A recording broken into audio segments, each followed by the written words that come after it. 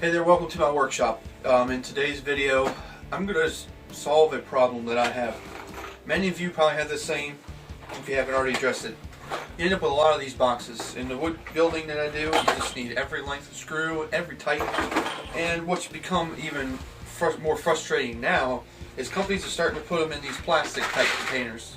I don't see the sense in it. They're things that once you use it, you feel bad about throwing it away. It's a piece of plastic. These, you can burn them in your fire. So I don't even understand why they did it. But they're different sizes. So I'm going to make a variation of what April Wilkerson has made. She made a holder that held only these, and then she made another one to put next to it. I'm going to make something that's pretty much 2-in-1. It's going to be longer. It's also going to be able to hold these.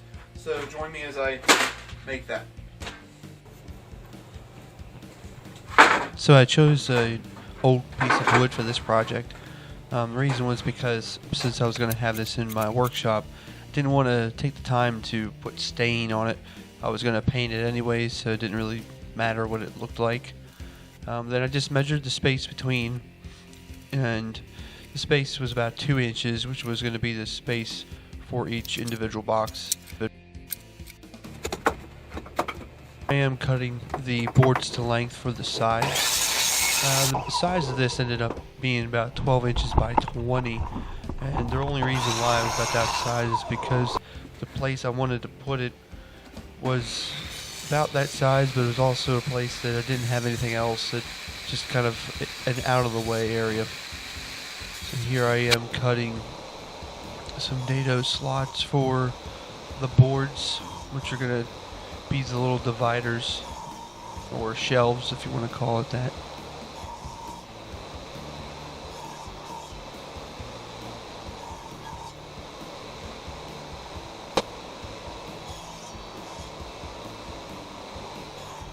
Okay, once I had that, I went ahead and cut it in half. And the reason why you do that, and the reason why I do it, is so that both sides are going to be identical.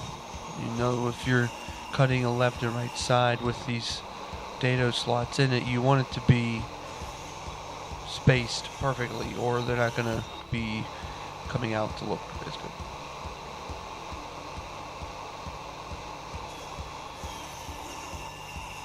And here I am just gluing them together and putting some nails in there to temporarily hold it.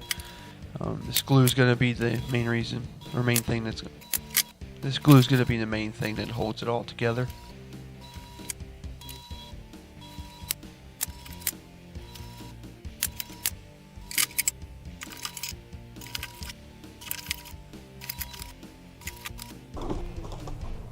So one thing that I've always done when you make a square box is if you measure from corner to corner, that measurement should be the same if it's going to be square.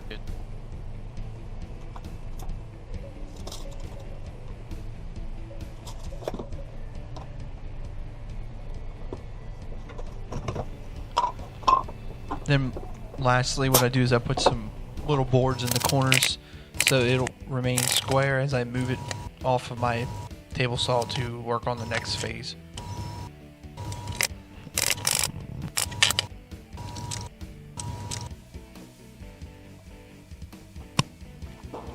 So now I have my fence set to the same depth. Actually, I didn't change it at all, and I'm cutting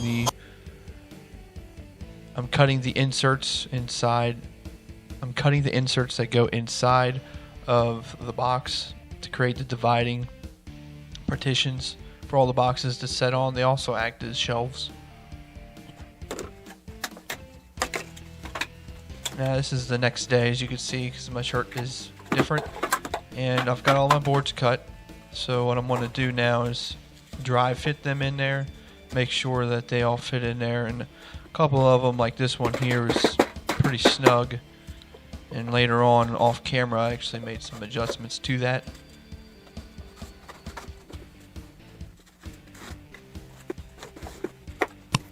This little trick that I do is I raise it up, put my boards underneath, and then just push these down, so when I set the other boards on top I can see where they're going to hit and line up, and then I'll mark them with my pencil. To me, this is easier than measuring and trying to do it that way.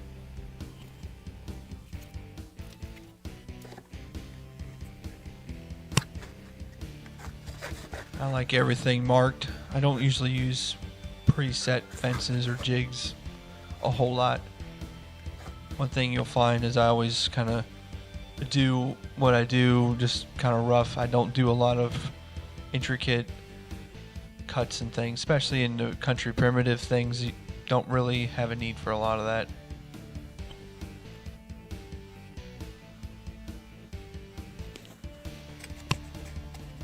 So once again, still doing another drive fit. I wanted to see if they'll slip in, and they do. And I'm also going to be doing the same thing where I will mark the other boards with my pencil so I can see where I need to cut those.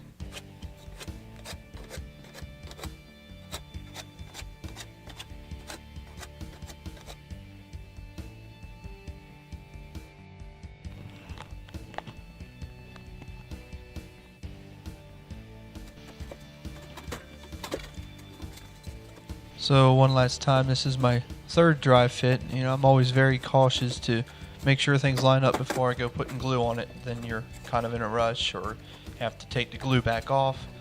But this time everything worked really well.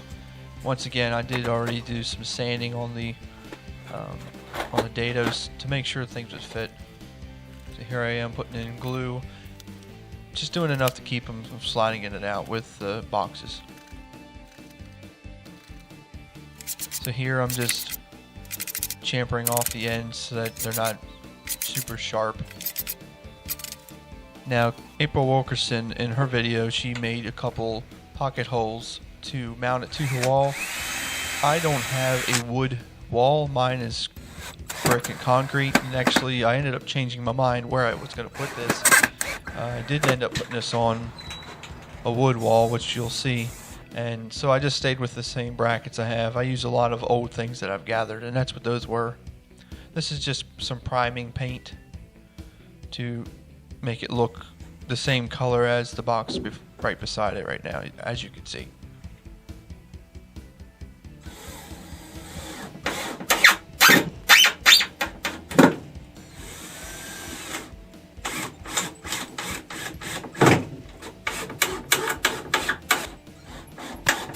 As you can see, everything's fitting really well. So just another shout out to April Wilkerson. Without her video, I don't think this would have been something that popped in my mind. I was pretty content keeping these in a drawer until I saw that and realized that it would be so much easier just to pull them out of a container like this. So if you want to see how she built it, there's a link in my description to her page. And thanks for watching this. Be sure to subscribe and follow me on Facebook.